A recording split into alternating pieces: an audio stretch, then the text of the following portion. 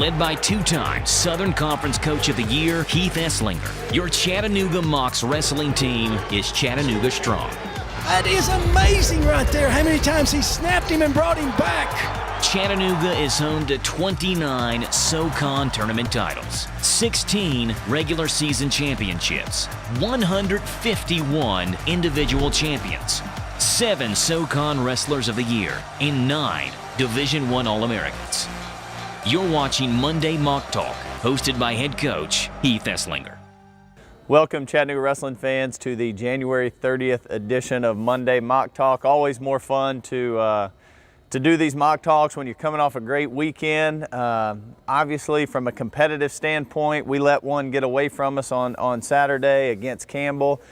We knew they had a good team, really thought we could win 8 of the 10 weights though, and you know, started out great. Again, Alonzo Allen, who is just coming on at the right time, knocks off top 15 component in 2 weeks. Alonzo's beaten 2 conference champs.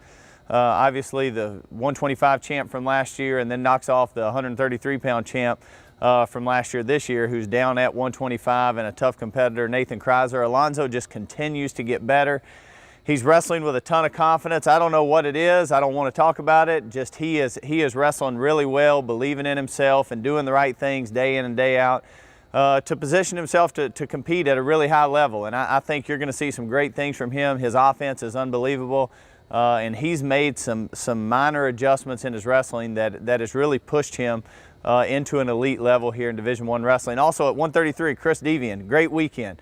You know, we knew Chris was a stud. He struggled a little bit early on. I think we got some things in order in his life. I think that he's starting to see the fruit of his labor. So we're moving in the right direction at the right time at those 2 weight classes. You know, from there on out at 141, I thought that was a match we would get. You know, they stole one from us. I think we're a little fatigued there. We are not out of shape. He's one of the most well-conditioned kids on the team, but Chase Zimonak's coming off an ACL tear. He came back for the Virginia Duels, was his first event back, and he's trying to make up a ton of time in a short amount of time, and I think we let it kind of get out of hand. Just too many workouts and doing too much and just a little bit fatigued. Just didn't have any spunk or any pop in his wrestling, but you know, we'll figure those things out. I mean, it's always easier to tame a lion than beat a lamb, so I'd rather have that problem.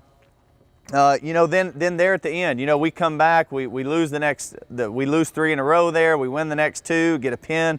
You know, a good win for Justin Mappus at 165, a huge pin from Sean Mappus at 174, and then listen, we're at the heart of our lineup where we have our older guys, we have our ranked guys, and you know, hats off to them. They came in and they got the job done. They beat some of our better guys. I think that they had a good game plan and we didn't make adjustments. I drove 30 minutes from McDonald, Tennessee this morning into work, and the whole way there I was having to make adjustments. Hit the brakes, speed up, stop at red lights, stop at a stop sign, veer, whatever. And because I made adjustments the whole way here, I got here safely this morning ready to work. And I think in a wrestling match, a lot of times we think you get a game plan, you go out there, but often in that 7 minutes, you got to make constant adjustments. And I feel like we just didn't do a great job of that on Saturday. And that starts with us as a staff, and then it starts with our athletes. Obviously, one of those athletes, Bryce Carr's already in the office this morning watching film. That's a guy who wants to make adjustments. So, you know, at the end of the day, I feel like if the struggle we went through on Saturday helps us get a Bryce Carr or a Jared Johnson on the podium at the NCAA tournament in St. Louis, I don't like it,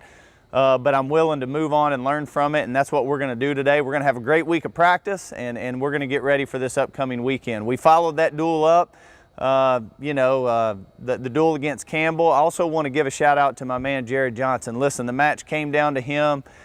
You know, obviously it was a match that we didn't come out on top, but there's a guy who's won so many matches for this university, for this program, and we are not going to throw a kid under the bus for losing a match. They're human beings. They have struggles, and we're going to try to fix it and get it right. And Jared's a guy that we've counted on for a long time, and we're going to continue to count on him until his career's done. But then we come right back. We wrestled Davidson, obviously a landslide of a score there. But again, I thought we wrestled well in some places. I think we had a chip on our shoulder in some places, which is good.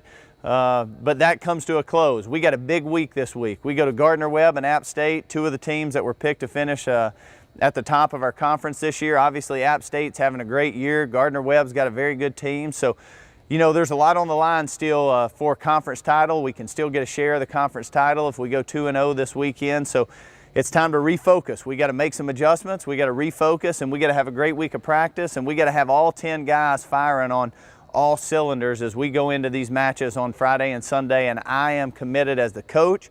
Our staff is committed to getting our guys there, and we're going to do a good job. And I think you're going to see some good things this coming weekend as we get back on the road ready to compete on Friday at Gardner-Webb and on Sunday at Appalachian State. Just a reminder, our final home match will be Sunday, February 12th. Obviously, we're on the road this weekend, as we said, but Sunday, February 12th will be our final home match of the year against the Citadel. That's our senior night. I want to brag on our seniors. We have some of them you don't even know because they've just stayed the course. They hadn't been in our lineup, but oftentimes when you talk about seniors and things, you will say things like, hey man, it's great to get them through. Here's what I can say about everyone in this senior class. It's not just good to get them through. I'm excited about sending them out.